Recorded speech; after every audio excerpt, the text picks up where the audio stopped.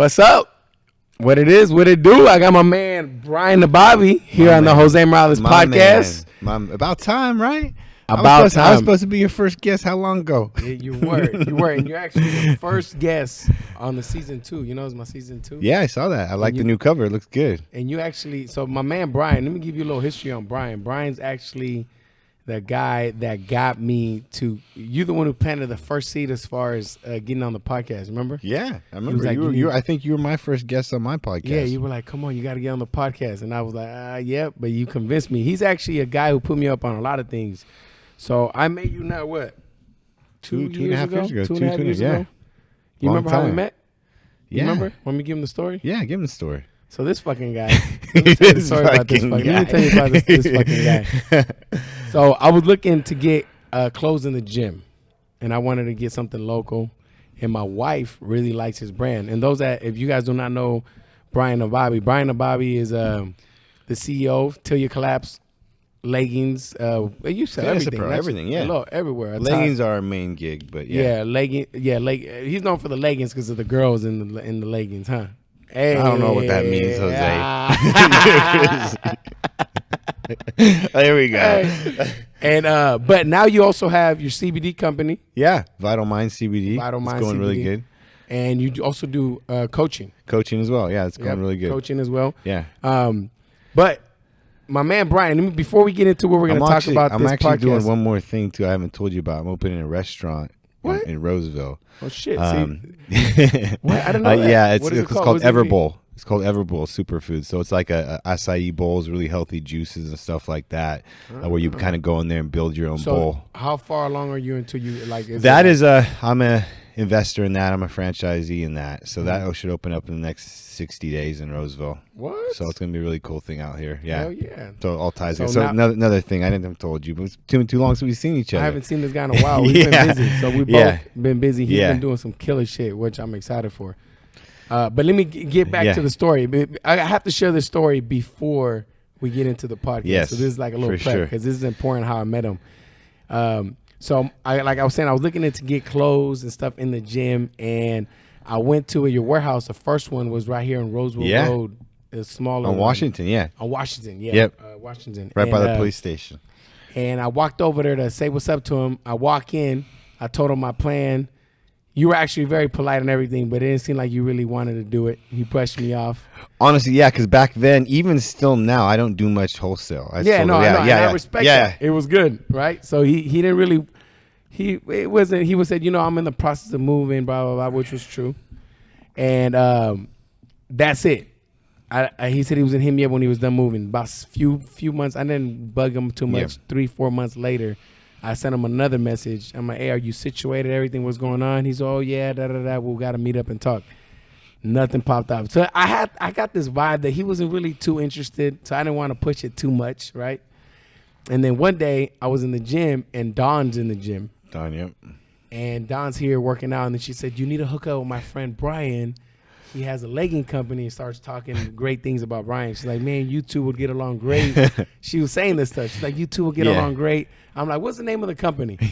And then she tells me, I'm like, man, I tried to talk to the guy like 2 times already, man. He didn't give me the time of day. And then she's like, no, let's go over there right now. So I went over to the new warehouse now with her. Yep. And we pulled up. Then we started talking. And instantly, right after that, the next day you came to the gym. Yeah. And then from there on, we hit it off, man. We became good friends. For sure. Really good friends, man. A lot of respect. We started doing a lot of things together. Yeah. Meeting up often. Hell yeah. Lunch. Everything. The local group we started. Yeah, we did a lot of things together, man. And honestly, I'll say it here, man. Meeting you was probably one of the biggest blessings in my life. I appreciate that, man. Because, it motivated me. I was around somebody. I don't get motivated too much by individuals too much. Yeah. Honestly, I'm not that big on like.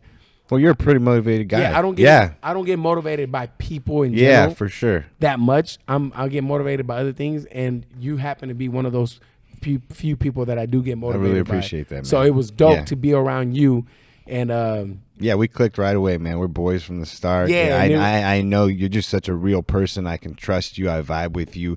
There's not a lot of people, especially nowadays, that I feel like that. So it's always been like that from the get go. so thank you, man. Yeah, for sure. And I'm proud of you, man. And the thing is like what you've done and what you're doing is amazing. And I'm really proud of you because I remember just from a couple years, 2.5 years ago. I remember I came in here. You let us shoot. We shot that first video of Amy in TYC in the gym. Yeah, you're right. It was Amy. Yeah, too. we came and shot her, and I saw what you were doing here, and then I just clicked with you. You were rapping at me. I'm like, I like this dude, and I was just like, I started spitting at you. Like, looked at your social media. I'm like, dude, you need to start making videos. People need to hear you, your story, who you are. And the thing is, Jose listened.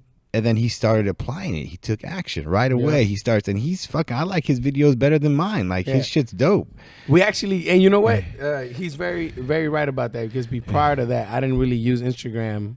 I didn't even have Instagram actually. Really? No. And he was the one who got me to start sharing my story, start coming out. Because prior to that, I wasn't really too big on that, and he was pushing me to do it and do it and do it. And then I started doing it, and it actually made a big ass difference. Yeah, huge. Now difference. Look at it. Yeah, you're killing it. It does matter. Before we jump into your story, one of the reason why I want to have you this month, I kind of have themes that I talk about. I've been talking about confidence, seeing who you surround yourself with. How you find your career and where your passion is and things like that. That's the previous episodes of what I did. And you actually meet all those things. Obviously, you are very confident. I know your story, but we're gonna get into it. I know you say for a while you weren't because you were the chunky kid. Yeah, for sure. So we'll talk about that and how you overcame that and just how you found your passion and what you do now and how you became the successful entrepreneur that you are now. So I wanted to talk about that. Before I do that, I want you to tell everyone who you are, what you do, how old you are, you are. Tell me a little background, what you grow up. Give us a little lowdown on Brian Nabavi. Honestly, tell us about you. You're married, your kids. Give us something. Okay. Give me something. Lowdown on me is I barely graduated high school. I'm not the sharpest tool in the shed. Everything that I have, I've earned with my work ethic and me working hard. That's what I've earned everything with. I grew up, born in Orange County, moved out to Sac, lived in Sac 916 since I was 2. So I basically grew up out in the 916, lived here my whole life since I was 2, Citrus Heights, Sac, and then Roseville, then now where I live now. I found my passion was fitness through a young age. Like you said, I was a chunky kid, so I was being made fun of when I was young. I was overweight. And I just taught myself how to work out. And then through high school, I lost a bunch of weight, built a lot of muscle, and then I started training people. And fitness has always been my passion, So I been in the fitness industry since I was 18, and I still technically am in the fitness industry with the fitness apparel line, right? Grew up middle class, never kind of went without, wasn't super poor, wasn't super rich, had a dad who worked his ass off, came over here as an immigrant. I couldn't imagine going to another country and not knowing the language and just creating a life. I mean, you came over here as an immigrant too. Yeah. You did it. My dad did it in the 70s, and just a hustler, Persian salesman. He made multiple six figures just selling, but never really dreamed big, never thought big. So he definitely taught me work ethic and showed me how to hustle just nonstop. But he was very frugal and very little smaller minded, never dreamt big because he, what I mean? Just, which is great. We lived a great life, but I learned the work ethic from him, and everything I built, like I said, I just kind of figured out on my own. I started my first company 8 years ago, which is Until You Collapse you talked about. And just started not even knowing what I was doing. Started with $300, and I just knew that I had huge goals. I still have huge goals, and I just figured it out along the way. And like you said, I have a family. My family is my everything. What I do it for. Beautiful wife, beautiful 4 children. They're what I do everything for, man. And I'm out here learning as I go. I try to be as real, as raw as possible. I don't know a lot of shit. I'm pretty dumb when it comes to a lot of things, but I do know some things, and I'm good at some things. I'm very good at hustling. I'm very good at taking action, and I'm consistent. Work ethic, consistency, and taking action. Those 3 things are really the best things I'm at. Really, other than that, there's not much I'm good at. You know what I mean? But those 3 things are very powerful. Anybody in any kind of business, sports, boxing, everything you do, if you work hard, if you're consistent, and you take action, those three things can drive anyone to a good amount of success, right? And then you figure out shit along the way. And that's really what I am. And I'm not better than anyone else. I'm still the same guy when I lost everything and had nothing, you know, and I'm just trying to spread the message. Because you were in real estate for a while. I remember you saying I left. Yeah, I left. I chased money. So don't chase money, guys. I made the mistake of chasing money, and I got into real estate for about 6 months to a year. I left the gym industry. I got into real estate. I made a lot of money quick, like $200,000 in 2 months, which, you know, at 25 years old, I'd never seen money like that, you know? Explain what you mean by don't chase money.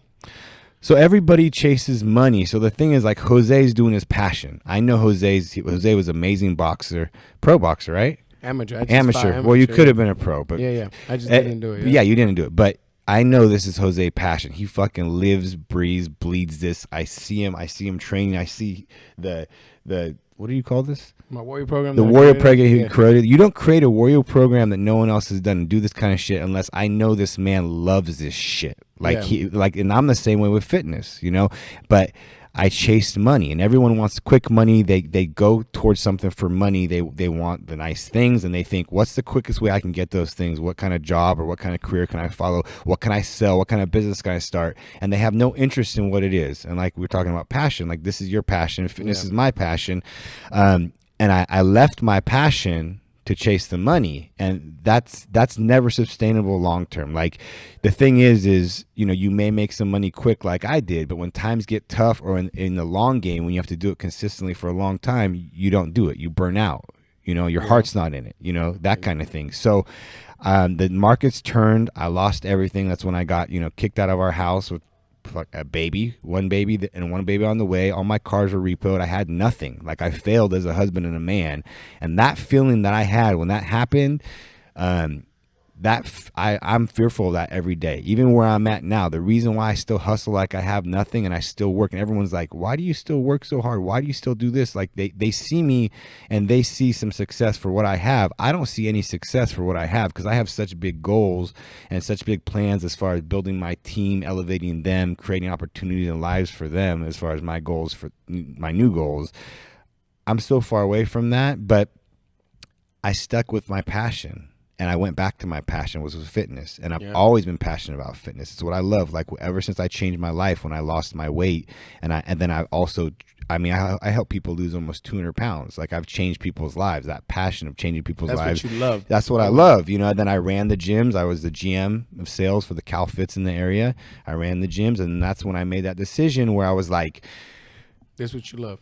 I was making $150,000 a year. You know, which most people think $150K a year, that's their goal, right? Yeah. And I was making that, but I was working, you know, 9 to 9, sometimes 7 days a week. I wasn't seeing my family. I was leave when my kids were asleep, come home when my kids were asleep, miss all their sports, and we were still broke. You know, family of 6 like me, 4 kids, wife, myself, family of 6, $150K before taxes in California. It's not that much bread. Like you're not living, like you're barely paying your bills, right? Middle class, right? Yeah. And I, you know, cars were my thing. You know, since I was a kid, I wanted those nice exotic cars. Those are the main thing. And I was like, there's no way, I'm not even seeing my family, which is my main reason behind all this. So I'm working my ass off. I'm paying my bills. I'm not seeing my family.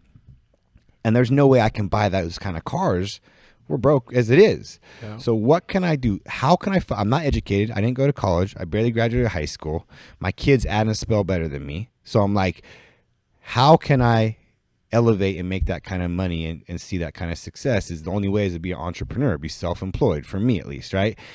And then how can I take that passion, guys? So if you want to do something, you have to follow your passion. Whatever your passion is, and you got it. Maybe a lot of people know what their passion is, what they truly love. The problem is finding a way to turn that passion into a business. So if you love flowers, how do you make a business out of flowers? Well, the flowers is an easy example. You can create a flower shop. You can do different things with flowers, flower designs. You know, that's just an example. But you have to figure out what your passion is and figure a way to translate that into monetizing that. Because if you follow your passion, if you have a mission and a purpose and a message, and you're truly doing that for a reason, the money will come. Because you have so much heart behind it. You have so much work ethic behind it. I know you feel the same way. I still work sometimes 6 days a week, 7 days a week. I still work 12, 15-hour days. I don't have to at this point, but I love it. It doesn't feel like work. I know when you come in here, you're fucking grateful for it. This place is amazing. You just remodeled it. I'm so proud of you. It's fucking beautiful. This is the best place in the area, best place I've ever seen. And you're killing it because of your passion, your customers, your clients, the people you train. They feel your passion. Yeah. They feel it. You can't fake that shit. It's genuine. It's real, and you're real about it. You're in here laughing. Your personality, it's fucking infectious. That's why you're killing it. That's why we're gonna knock down this wall. You're gonna take over that building, like because of that, because of you and your passion. People don't understand how powerful that is, as opposed to some fucking random guy who wants to open up a boxing gym for what? That's gonna make money. That's gonna be under in a year or two, if that. You know what I mean? So, and the same thing with me and the fitness, like. You know, and I was up for a promotion at the gym. I was going to be at like a $200,000 a year spot, overseeing like 5-6 of their gyms as the district manager. $200,000 a year. Oh, that's a lot of money, right? Well, not for what I'm looking to do, right? So I built it up on the side. I just came up with this idea. How can I translate fitness into a business? And I came up with a fitness apparel line. It still has to do with fitness. It still has to do with health and wellness, what I love. And I started on the side. And for a year, I literally worked probably 20-hour days, 19-hour days. You know, the gym, 7 to 7, saw my family for a couple hours, worked from 9 to 2 a.m. on the business, like burning the candle at both ends with my main hustle, my side hustle, building it up. And then after a year, I built it up to 6 figures after a year gross with business, you know, 6 figures gross, what you net. What was your wife saying during this time? She had to be like... She thought I was crazy. She thought I was crazy because my wife, she's an amazing wife. She likes nice things, but she'd rather be, you know, all this, she doesn't need it. She'd rather have our health, our family, be comfortable. That's great. You know, it's like she likes nice things, but she's not like, she'd be happy if we just made $150K a year and we're all happy and healthy, which is fine. That's great, right? Just as far as the drive and the ambition, not the same as me, right? I'm driving it. But she thought I was crazy because what I was making at the other job, but she also wanted more time from me too. And I'm like, well, you're not going to get more time from me. Like if I have a promotion and I do more at this other job, there's going to be less time. Even if like that's even possible at this point, right? And I'm like, I know you want more time for me, so me having the freedom, part of being a self-employed is we can really do what we want when we want to do it, right? Yeah. That's part of the thing, and that was the main reason behind it. That was first. So the first reason why I wanted to do is the freedom, being able to coach my kids' sports, leave in the middle of the day if my kid has a recital, take 2 weeks off if I want to, not having to answer to anybody. And then also the monetary was a second, you know, wanting to buy those kind of cars and have nicer things and being able to create opportunities for people and being able to go on what kind of vacations I want and stuff like that, right? So I built it up, grossing $100,000, $110,000 after a year, grossing. So if any of you guys don't know about business, I know a lot of you guys don't. You gross, you're lucky if you net half that. So I'm going from making $150K, maybe taking home close to 100, a little over that, to grossing $100K and taking home maybe 50 to 60. So I was taking a massive pay cut, already struggling with such a big family. But I knew if I built this up, not giving it my all because the gym was taking so much of my time and effort, and I saw it was working and it was building up, that I had to make that choice at that point to take that leap that we all make. You made it too when you came over and transitioned to this full time, is I had to go all in because there's no way you can build this to the way it is, or you know, you reach that point where you have to go all in. And I remember taking that leap, and even though I was making less money, and everyone thought I was crazy, you know, my family, you know, so social media, the way it was back then, just starting, they're like, you're going to sell t-shirts and support your family? Like, what are you doing? You have a good job. You're making almost $200,000. Like, are you crazy? Wife thought I was crazy. Family thought I was crazy. Friends thought I was crazy. People talking shit to me. How'd you handle that? Everything. How'd you block it off? I was, dude, I had a vision and I had a dream and I was going for it. I didn't give a fuck what anybody said. Even my own wife. You know, even my own wife, you know, I respect. Did she try to talk you out of it?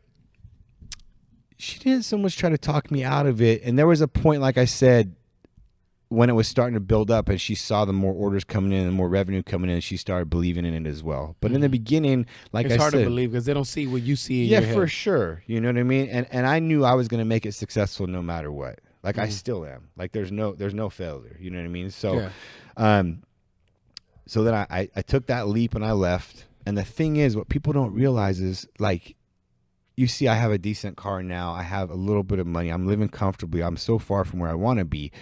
But for the first 4 years, I had less than I had even at the gym. Like the struggle, the initial guys, listen to this. The initial 4 years was the hardest thing I've ever been through because I was making less money. I kept having more kids because I like to practice doing that shit. You know what I'm saying? Hell yeah. So I kept having more kids, adding more expenses, and the company wasn't growing hugely. It was like 100K the first year, 130K, 140K, 150K. That's still gross. That's still netting less than I was even making 4 years prior at the gym. So I took a pay cut for 4 years, but I was adding expenses as my family grows, all that kind of stuff. So I was literally working 15-hour days at my business, and then I was hustling on the side, slanging shit on the side, flipping shit off of Craigslist, off of eBay, hustling shit that maybe is not the best shit to talk about hustling, doing what I had to do just to pay my bills. Yeah, to make ends meet. For 4 years, though. And people don't realize that's what it's taken to get me. You see where I'm at now. They only see what you're driving. Most people now. can't handle that shit for 6 months because that shit's not easy. Doing that for 4 years. And I know you know about hustling and going through the grind. Like they don't realize 4 years is a long time to literally putting 15, 18 hours into something. And that's not even paying all your bills. Then you got to go worry about how you're going to make money to keep the lights on and feed your family. I'm not talking about having nice things. I'm talking about just paying my bills. And people don't realize that. And then they see me where I'm at now. This all has happened in the last 3 years. It finally got to a tipping point. All the work pays off. Some businesses takes 4, 5, 6 years. Some businesses takes 10 years. Some businesses takes 2 years. It's all different for different business, different situation. But you have to go into it knowing that you don't know when it's going to happen. And if it doesn't happen, you're going to work until it does, right? Yep. So what's the plan for, what is your plan for Till You Collapse from here on out? Like, do you have any future plans? So Till You Collapse, just continue to grow in it, man. We need a bigger warehouse. We need more inventory. So we're looking at growing and we're moving. We're going to try to move. We're just waiting for the timing is right and just continue coming out with new designs. We have new fabrics in the works, trying to be innovators in designs and fabrics. I have a new guys line that I'm working on coming out. I see you dropping more guys stuff. More guys stuff, just the t-shirts and stuff like that. But I'm talking about more of a premium guys line, like kind of matches up with the women's stuff. That's really nice. And just continue to grow that brand and that mission and that message. Because that brand is all about empowerment, working hard. It has more of a mission and a message behind it than a lot of random brands, you know what I mean? So there's something that means something, right? Yeah. So just continue to spread that mission. And then the CBD is going good. What about the CBD? The CBD is going great. Just continue to grow it. Brent's doing good. Brent's my partner in that. Yeah. He's doing great. He's a great partner. We're growing it good. It's going What's the really difference good. between, because there's hella CBDs out there. What's the difference between yours? Well, the difference is ours is there is hella CBDs. Yeah, I've seen it more and more now. Oh, a lot because more. it's easy to do, right? Just like there's a lot of t-shirt companies. T-shirt companies are easy to do. The difference is our quality of our product. Our product is a lot higher quality for what we produce, what we test. A lot of these companies don't get tested. And also we do higher strength. So the thing is, a lot of companies, they want to just say they're CBD and they do like 5-10 milligrams lower strength shit, and that really doesn't do much for most people. You take it, but it's not even an effective amount. So like with any supplements, workout supplements, anything, if you don't take an effective amount, what's the point, right? So we have higher strength products than really most companies on the market, and our quality is very high. We're more of a premium brand, and our customer service, me with TYC, anything I do, it's got my name behind it. So the customer comes first. Every customer is my number one customer. Like I cherish everyone and I value everyone. And a lot of companies and people don't see them like that. And like I'll always be like that. Any company I have, that's it, because without them I have nothing, right? Yeah. So that's just the customer service. That's it. And the other thing you started doing is a coaching, right? The coaching is going really good. So like, you and I, we started that, local entrepreneur group, which is cool. We got a lot of people on board with that. And then I went to the one-on-one, more private coaching, and that's going really good. I've helped a lot of people reach a lot of goals. I'm coaching a professional athlete for the first time. So it's kind of cool at that level, elite level, coaching someone like that. Yeah. What does he do? He played for the Giants. He won 2 World Series actually. What? So yeah, he's a Giants baseball player. Yeah, he played. And now he's looking to do his own. He started a clothing brand. So a lot of people. I've had people. So most of them are some of them. But that's a smart thing to do, because if you want to be coached by someone, by somebody someone that did like somebody that wants to become a good boxer comes to you. Yeah. Somebody wouldn't come to you to coach them how to be start a t-shirt company. So it's smart for them. I get a lot of apparel companies. Probably 80% of the people that coach with me have apparel companies or want to start one. Yeah. There's been some how that is it doing that? What do you yeah, like? here's the thing, man, and I tell them this too, is I really enjoy doing it because you remember I did it for like a year for free. So what I did is I always want to add value. I want to always over deliver. I don't want to I don't want to under deliver. So I did coaching for a year for free just to kind of learn the ropes, kind of see how it is and just make sure that all my systems were in place the right way and stuff like that. Practice. Yeah, practice basically. And then I started monetizing it and it's going really good. And it's crazy dealing with these people because a lot of it's accountability. You know what I mean? Like they need someone to hold them accountable. And half the time they even kind of have an idea what they do. They just need someone to tell them and push them To the do right it. thing. Yeah. And here's the thing too, like I don't know a lot and I tell them that, and a lot of people out there coaching people don't even actually have businesses. Like their business is coaching. There's a lot of people on Instagram and social media, all these coaches, all these business entrepreneur coaches, they have never even really built a real business, and their business is coaching, and they're just trying to teach you out of stuff they've read for books. Yeah. Like, So they're not really, not that they've done it. They're just telling you just to tell you. just like a college instructor, a business college instructor. That motherfucker's never owned a business. Why are you going to listen to what he has to say? He doesn't know what he's talking about. He's just reading something out of a textbook. Yep. Same thing where I've actually experienced what I teach you. I tell him I'm never going to tell you something I don't know. Like if I don't know something, I don't fucking know. Like all I talk about, and the same thing with the videos I make, it's all on experience because that's real. There's too many fake people out there trying to talk about shit they haven't done or speak on stuff they don't know about. Like stay in your or they're doing things just because they see someone else doing and having success. For sure, and that's not genuine. You have to stay in your own lane and be real to what you do. A lot of those. And the thing is like, I make decent money from it, but I make a lot more money from my companies. And the thing is the companies are doing great. We're growing and building them, but as I hire people on, and I used to do everything for the companies, and now my roles are less as you bring on people that do a better job in certain areas than I even do. That's why I hire them, right? Like Scott does way better videos than I did. Anthony does way better ads than I did. Like the girls do better packing and shipping and customer service than I used to do, right? Like that's why you bring them on, you build them, you mold them, you give them opportunities. But I was finding that I had more free time and I actually enjoy the work. I love fucking work. So this is a good feeling for me because it keeps me busy. It keeps me motivated. It keeps me doing something, right? Yeah. And the thing is, like I said, my time is better spent other places, but I also want to give back because part of the coaching, you know how I am. I'm positive. I want to see everyone win. Like there's enough money out there for all of us. Like I'm trying to help entrepreneurs win, like where a lot of people are like negative and they're like hating on people. They want to see them lose. They want to compete. Like, no, let's all fucking win together. Like, come on. Like, so I'm trying to help people win is what I'm trying to do and give my time back to do that. You know what I mean? Mm-hmm. That's what it's about. And it's going good. It's going really good. Do you have a plan what do you plan on doing with coaching? Like you plan on doing more or keep it the same? I would like to bring, you know, it's definitely time consuming. You figure my calls are about an hour long, and sometimes in a day, if I have 3 or 4 hours, that's 3 or 4 hours of calls I have. That's out of my day. It's a lot of hours out of your day. So I definitely found just spacing them out the right way, scheduling them. I also, change my prices because in the beginning I wasn't charging enough, so I changed them up. It's a pretty penny, and I'm definitely worth it, and the people are getting value from it, and it's going good. Like I said, just spacing out my schedule, and I definitely want to just keep it consistent. I'd like to speak more. I'd like to get speaking gigs and stuff like that. I'm writing a book, so I'm writing a book. What the fuck? Yeah, I don't know about that. Yeah, I'm writing a book about my story and kind of like stuff like that. So that. Yeah, so I'm just trying to elevate and just do that and get into speaking. What made you and get stuff into like that? What made me get into anything? No, what made you want to write a book? Like, how did that come? How did that idea come about? Just because, honestly, you should write a book. Oh shit! You should write a book. You have an amazing story. You should write a book. Here's the thing, man. A book nowadays is almost like your business card, and it's not too hard to do.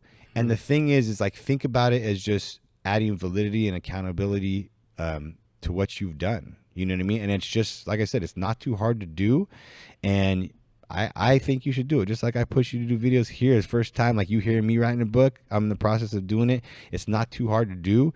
And you have something. Obviously, I know your story Like your story is amazing. Even that backstory, whatever you want to talk about in the book, it will motivate and inspire people just like your videos do. It's just another way. Just think of it as a different avenue as a video. Yeah. Or a longer video or something. You know, some people, and the thing is, some people process it like Different. that. Some people connect better You know, than that. audio, visual, all that kind of shit. So that's just the same difference. So, like I said, it's just, you should. There's no reason why you shouldn't. I would read your book. Yeah. I didn't know you were writing a book. Yeah. That's so tight.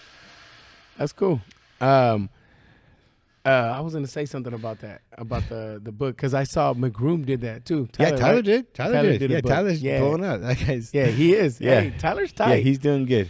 I want to share a story about you. Okay. I don't even think I've told you this. No. So, like, as you can see, he's influenced me on a lot of things. He influenced me on podcasts, videos, and all this. And now he's trying to influence me on a book, fucking guy. So, my man Brian, we went to St. Louis together. Remember we went to St. Louis? Oh yeah. We went to St. Louis. I actually never even told him this, but I wanted to. I've been saving this story because I wanted to tell you I'm this excited. in person, I'm excited. and I wanted to have this on the podcast because this is huge. Okay. So, you guys hear this guy talking already. You hear how he is. Obviously, he's a very motivating person. He's a very inspirational to me. He's inspirational. His story, not just his story, but the way he delivers everything and the way he talks about it is just, it's hard to be around this guy and not get motivated. Like, if you hear this shit and you're not motivated, I don't know, you may have to check yourself because it's weird. You know what I'm saying? Yeah. So being around him prior to me knowing him like the way I know him now, you may feel like, you're like, maybe the guy's full of himself. Maybe the guy just, he just likes to talk about himself. Or maybe the guy he's just a cocky guy. People say the same about me. So and I'll be real. When I first met you, I kind of had that feeling, but I wasn't 100% sure. I was like, I don't know. I'm like, I don't know if I can really trust this guy. I wasn't positive, right? And this was St. Louis kicked in. And let me tell you why. So when I went to St. Louis, we went to St. Louis because it was an Arte Syndicate. Yep. And again, he got me into this Arte Syndicate group, entrepreneur group. I'll talk about that afterwards. But it was in St. Louis, and the reason why we went there is because Brian was one of the original founding of the group. So going into this, I didn't know Brian was this big. I mean, I knew he was big, but I didn't know it was this. That Brian, when we get there, how many people were there at the event? Probably 1,000. Couple thousand people. And this guy is like a celebrity there. Like, all the people know him. You go on the call, so people from all over the nation see you there. Like, this guy's like a celebrity. So before I went there, I told my wife this. I said, this is where I'm going to see who Brian really is. Like, right here is where we're going to realize, is he really that close-ass friend that he says he is? Is he really that person that he claims to be? I'm about to find out. I told her that. And before going, this is what I envisioned happening. This is what I pictured. I pictured. This. I'm smiling hella big. I love this. I don't know what you're talking about, but I like hearing it. This is what I pictured. I pictured going to St. Louis, and we're tagging along with you. And then as soon as we get there, you see all the Arte people, and you ghost. You disappear. That's what I pictured. Okay. I pictured that this was going to happen. So I get there, and the whole time, Brian is right there with me. The whole time. Motherfucker never left me. Not once. And then this guy, obviously, like I said, he's one of the founders, so he was around all the big people in the group. And here comes my little Mexican ass riding around with him, right? And it was just, it really hit me, the fact that he introduced me to everybody. He had me sit down at the table with him. I was with him the whole time. He never once brushed me off or kept me. I was right there with him. Yeah. And one part, I don't even remember, we were having breakfast. I remember this hella clear. And it was you, Tyler, I think it was Alex. Yeah. The little guy. Yeah. Remember? Yeah. And it was somebody else, but it was you three, and you three are all part of the founders of it, the original group. And you guys were all getting food, and there's this couple. They were asking you questions because they knew you, they seen you on the calls, and they were talking to you. And then when they were talking to you, They were just looking at me standing next to you, and they never not once asked who I was, nothing. They say shit to me. Yeah. Because they didn't know me, Yeah. but they knew you. And then right after that, they saw Tyler, and they started asking Tyler questions. Well, you guys happened to sit at the table together, and guess where I was at? I happened to sit with you guys. Yeah. So I found it hella funny because once we were done eating, I walked away, and I was going to my room, and they saw me. The same couple saw me in the elevator, and they were like, "Yo, how do you know them?" They started getting questions like, "Who the fuck are you? Why are you hanging out with them?" And they started asking me questions, and I thought it was hella funny that prior to that, they didn't say shit to me, but as soon as they saw me with you, Tyler, and Alex, now they started asking me questions. But I just wanted to say from the bottom of my heart, bro, I thought that was a solid ass time, bro. Of course, man. And you were just a solid friend throughout that time. And then from there, my respect from you went even higher. Like my respect for you was already high. Yeah. But seeing that, I was like, man, Brian, of course, Brian's my brother, man. man. So I'm not like that. Yeah. I really wanted to share that story. I thought it was nice. I thought it was I dope. appreciate that. Yeah. Well, that's who I am, man. Yeah. You know, and I get it though. You thinking like that because that's how a lot of people are. Just like those people you said that saw you, didn't give you the time of day, but then they talk to you because they saw. That's how most people are. Exactly. They're worried about what other people think or the perception. I don't give a fuck. I roll with you. I roll with you to the end. Like that's who I am. Like I said, I honestly don't have that many close friends, and I know we don't spend that much time together, but I consider you a close friend. Yeah. There's not many people I trust with like, I need to bury this body and shit like that. But honestly, like you're one of them. And there's not many, and we just have that connection. Yep. And there's not many people I have that connection with because there's not a lot of real motherfuckers like us around these parts. Anything like everyone has some kind of what's the word I'm looking for? Some kind of motive. Like somebody wants to be your friend for a reason. They want to use you for something. They want to get. Like I don't want to get anything out of you. Anything, I want to help lift you up. And I know you're the same way with me. Like you know, and that's how we've always been from the start. I think that's why we get along so well. Yeah. Because I told my wife too. Like prior, I'm like, you know what's crazy? Like Brian and I are hella different. And hella the same at the same time. Exactly. You know what I mean? Like, it's crazy as it sounds. It's like we're hella different, but then we're the same at the same time. Yeah. And I feel that too. Yeah, because we're like different in the same. Oh yeah. Which that's why we vibe so well together. Sure. You know what I'm saying? Another thing I wanted to tell you, I wanted to also say thank you because through you I actually connected with a lot of people. So I made a lot of connections, and I hope that people that are listening to this get that literally me being consistent to meeting with this guy, him getting to know him. Like there's so many ways you can get in contact with people now with Instagram, with just pulling up on their spot, and that consistent me bugging this guy to get his clothes in here.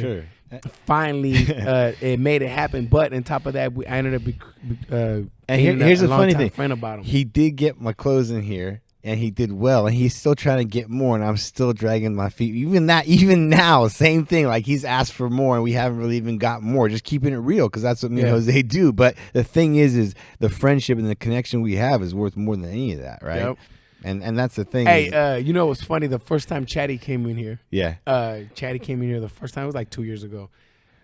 And she came in here, and as soon as she walked in, she saw the clothes, the Tia Collapse clothes, and she's like, "Wait, Brian lets you have his clothes here?" She's like, "What the fuck?" Yeah. She's like, "Brian's hella picky." Yeah, I don't. She's like, "How the hell did you do that?" I don't do. I was like, I don't know how I did it. And honestly, the only reason I did is because our connection and who you are. Yeah, I was like I'm not. That's when I started believing. I'm like, maybe he does like me. Yeah, seriously. Yeah. So I don't do it anywhere.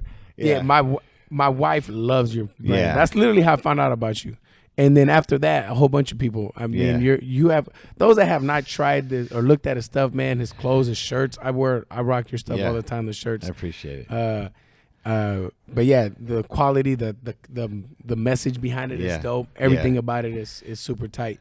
I wanted to ask you. So I know you had to have people along your life sometimes that were bad influence.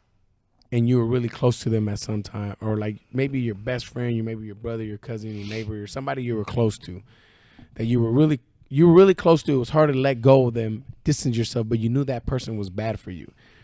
Do you have any person like that you had growing up, or not growing up, maybe your friends? How did you distance yourself from them? Honestly, I was curious because everyone that's successful has a different way to. Some people are like me, I think my vision was so tunnel vision, then I didn't really even pay too much attention And to it. that's kind of how I was, man. I didn't have anyone super close trying to steer me in the wrong direction. Honestly, I wasn't that very social. Like I've honestly been alone, like from 18 to, when I got married, like not much time, like 18 to 22, 23 when I met my lady, like that time I was very social. But like before that, honestly, I was really, and you see me now, you see how I am. I was really shy and kind of quiet. And that kind of stems, I think, in the confidence with the fitness and everything like that. Like in high school, like I didn't lose my fucking virginity till I was like 18. I swear to God, bro, I don't give a fuck. I don't give a fuck. I didn't. 17, 18, like I know you've been banging Naga since you were young. I would assume. I would assume, but like I said, I was blessed. here's the thing though. I keep it real. Like that's how I was. Like I came out of my shell late, but now I'm totally different, right? But I built that and I worked up to that. So right? the confidence was probably a big thing for you, for sure. Because this one thing that I found interesting. I remember you told me you train yourself to teach yourself how to bodybuild. You said you read an Arnold Schwarzenegger book, that right? book, 800 pages. Yeah, I read it. This guy, listen to this guy. This guy wanted to be fit so bad. Yeah. That he read an Arnold Schwarzenegger book on weightlifting. 800 pages at 13 years old. That's how bad he wanted to be in shape. So don't give me no excuse that you're fat and you don't know what to do. Yeah. If you want it bad enough, you'll find a fucking way. Yeah. But that shows you, like at that age, I kind of had that work ethic instilled in me, because most kids that age aren't going to read a book that big and teach them how to do something like that. You know what I mean? Like you get people now that they have to take like the personal training course to try to figure out how to work out. No, I did that shit 12, 13 years old. Yeah, and that was even easier. You got YouTube and shit. I know, back then there was none of that. So you were reading books when there was no YouTube. So back to the original question, I've been kind of tunnel vision. There have been a lot of influences when I got older and was partying and stuff like that, but I always had really, I'm really dedicated and really driven, like bodybuilding and fitness, and it takes a lot of diet, discipline. That discipline, like with boxing, it takes discipline when you train for stuff like that. It's all discipline. So that's all you're focused on. Nothing else matters. Like and that goes with business too. And that's another reason why I've been successful in business. And is the fitness and business, boxing, all that kind of shit plays together. If you use the same principles, you'll be successful in all of them. Yep. It's I tell people that all the time. Yeah. It's the same shit. Same shit, just different game. Yeah, you just apply it differently. Same shit, different game. That's the thing, man. I agree. So how long were you overweight when you said you were fat? Like how long? What period of your life did you start getting in shape? From probably when I was like 9, 10 years old till I was 15, 16. I mean, even 16, I was still kind of chubby. I was 17, 18 is really when I got in shape. I mean, I lost a bunch of weight between like 13 and 15. So you were probably the guy that in high school you were all fat, and then after you're like, fuck, damn, Brian, he ripped now. It's hilarious. Like all the hot girls from high school that like I wanted, like after high school, they all were hitting on me. Like they saw me, like, hey, and I'm like, fuck bitch. You, you know what I mean? The time of day before, for sure. But now you exactly, 100%. That probably was a good feeling. 100%. So, but then like you see me now, like recently, I lost. Like I've gone up and down with my weight my whole life. Like it's something, like I said, for me, it's something I always struggle with. Like I've probably gained and lost 40 pounds 5-6 times in my life. You know what I mean? Like you see me now. Yeah, last time I saw you, like you were I was at least 230, 40 pounds more than where you are now. And now I'm 198 pounds, 200 pounds. But here's the thing. And you look fucking good, man. I appreciate it, man. For I real. feel good. I feel good. You know what I'm saying?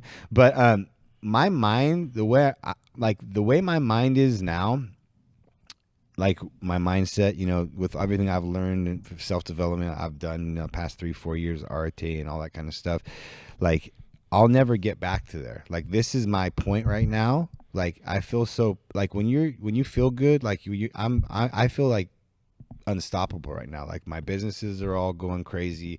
My fitness is at its peak right now. Well, not peak, but I'm doing okay.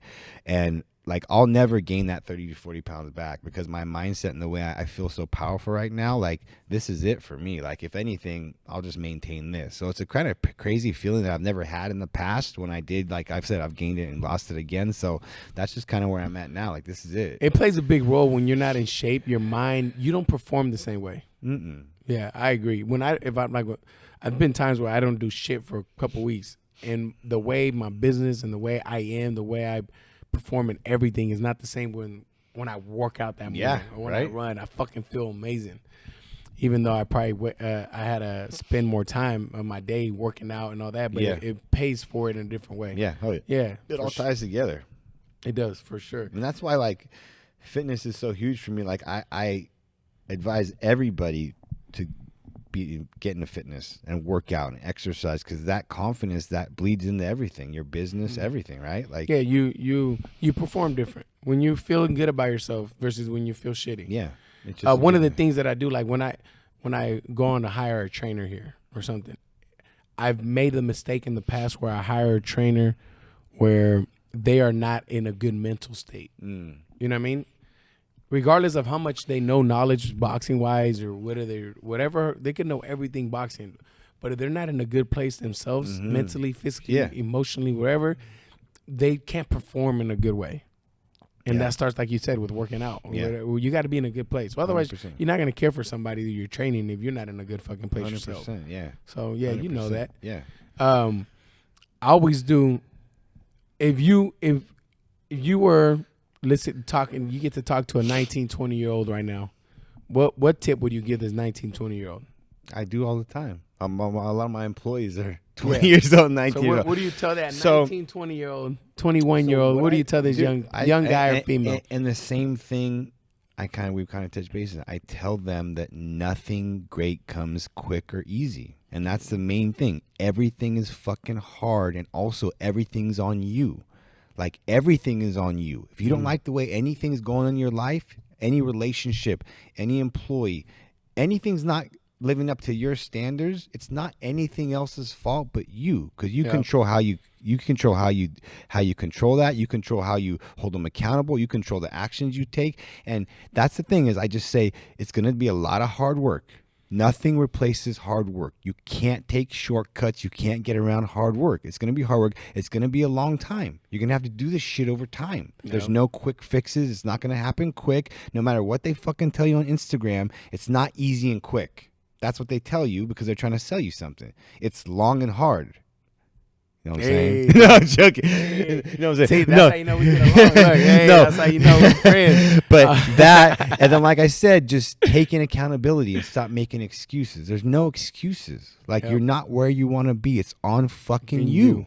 That's it. I tell people that. Yeah. Shit. Give me all these like I don't give a fuck. We all have 24 hours a day. You see my videos. Like, I post this shit on Instagram. Like, I post like working a 15-hour day and then doing the fucking cardio at fucking 11 at night, and then I'm up at 5 a.m. doing the same cardio again. Like, I'm still doing that shit at 38 years old with 4 kids and 4 companies. Like, if I can do it as busy as I am with what I have going on, your fucking ass can do it with a 9-to-5 job with all the free time you got in the world. Yeah. Like, that's what I'm trying to show people. Like, stop making excuses. Like, there's 24 hours a day. There's plenty of time to get shit done if you actually do it, right? If you want to.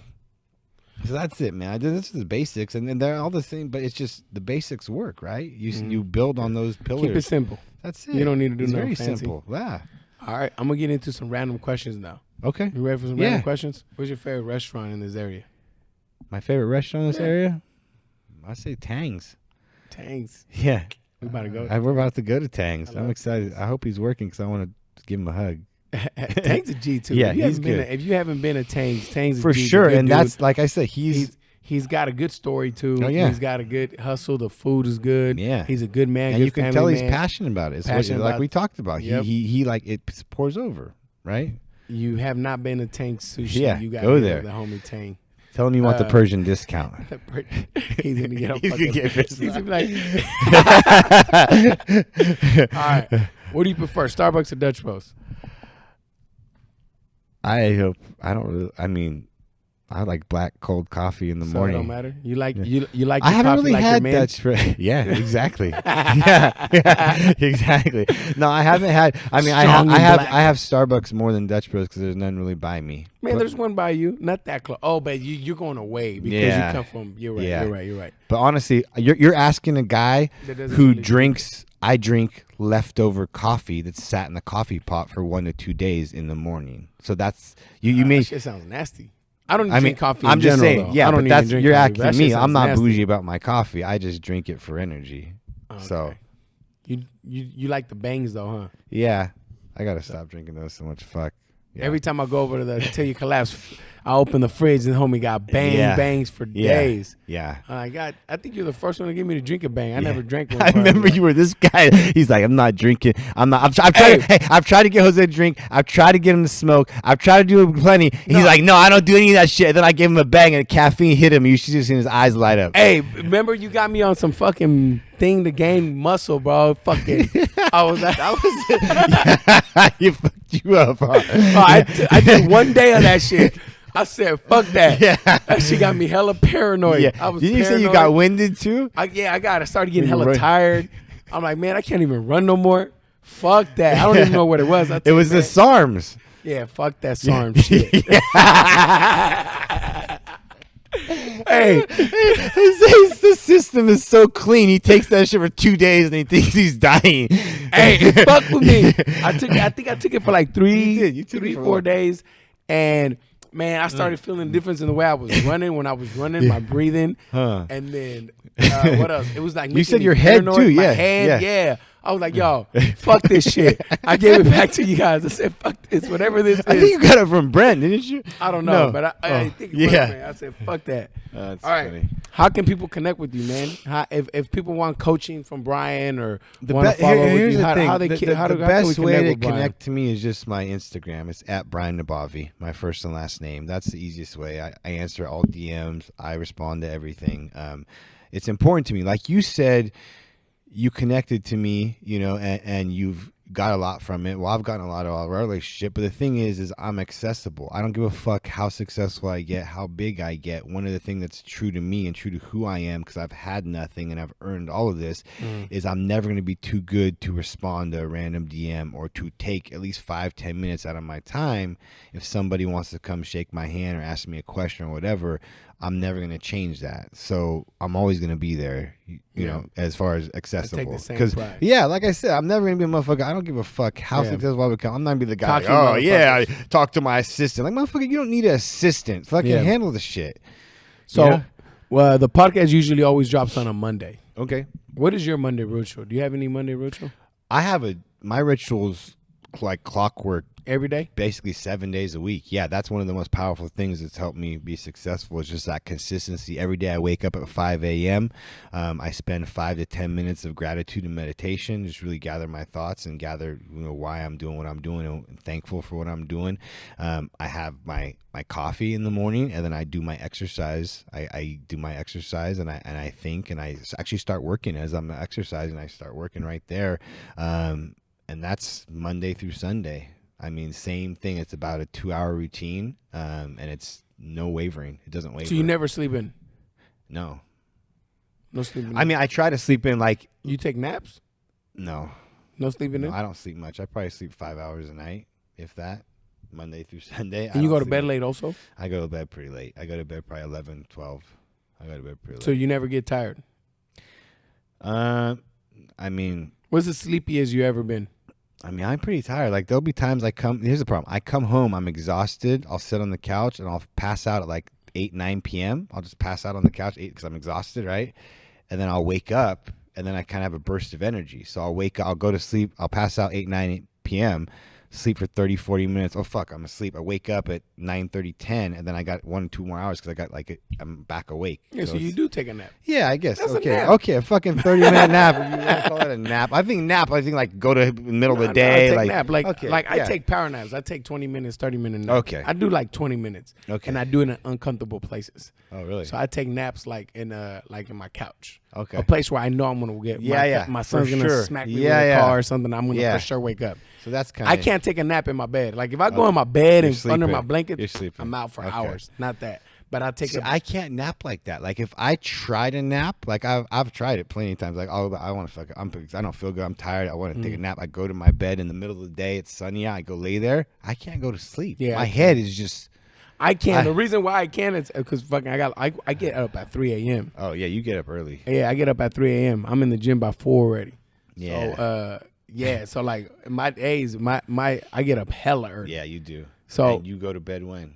I go to bed around 10. Yeah, that's a long day. So Yeah. you're the same as me then. Yeah, so I take little And power here's- naps. And it's quick though. It's just And here's the thing: on the weekends, I don't set my alarm. But a lot of times I wake up even before my alarm. I'm in such a routine that, like, even on the weekends, I don't set an alarm. I want to get a couple hours of sleep longer and start the day later.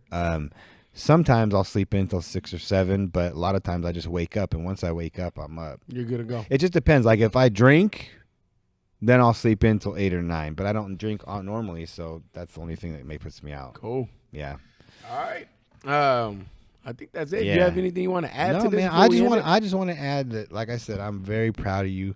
I respect you a lot, man. Like I said, I don't around this, not just around this area, but just in the day and age we live in, I feel like there's more fake people than ever right now. More people trying to be something they're not. More people just trying to create fake friendships and relationships just to get something out of it. But like I said, I don't have many close friends because there's not that many real people anymore. I mean, I guess there's never been, but now it's more blatant than ever. It's worse now than ever, But I really respect and value you and our friendship, man. And I'm there for you no matter what you need. I'm here, right? Appreciate that. And it's real. And I'm just really proud of you to see what you've done over the last couple of years. And I know that you're just getting started, man. And you're inspiring and motivating a lot. Your story, your videos are great. So just keep doing what you're doing, man. Appreciate you. Great. It means a lot, brother. Yeah, for sure. Seriously. Appreciate you saying that. It's definitely unreal. I try to tell people all the time. It's definitely crazy, but especially here's the thing. You fucking earned it. Yeah. You did it. Right? Amen. And be proud of that too. Be proud of it. I hope you're proud of it because you fucking done a lot. Yeah, I try. And you're changing people's lives. Right? You're doing something great. You're getting them fit. Yeah. You're making them feel good. You're teaching them how to box. You're doing a great thing, man. Yeah, I enjoy doing what I do. Yeah, I know you do. So you love it. Yeah. Yes, sir. I appreciate you saying that. Of course, man. It means a lot. I mean it. Yeah, Nalgas. I mean it. Nalgas, thank you. Don't get me going. All right, y'all. Hey, B, thank you for being on here. Thank you for saying that. I appreciate you. Everyone that's listening to this, if you need to get somebody, man, that I recommend that coaching. If you're looking to start your company, your apparel, I mean, that's dope. If you're a female, check out his clothes. Those athletes with pains, check out some of that CBD, and then we'll check out your restaurant when it's open. Appreciate you, man. And those that like to read, we'll get your book. Yeah, for sure. It's not going to be the most intellectual book, but it'll be real for sure. No, that's dope. Yeah. All right, y'all. Thank you guys for listening. I hope you guys have a great week. Enjoy this Monday, killer week, and we out. Appreciate you guys. Boom.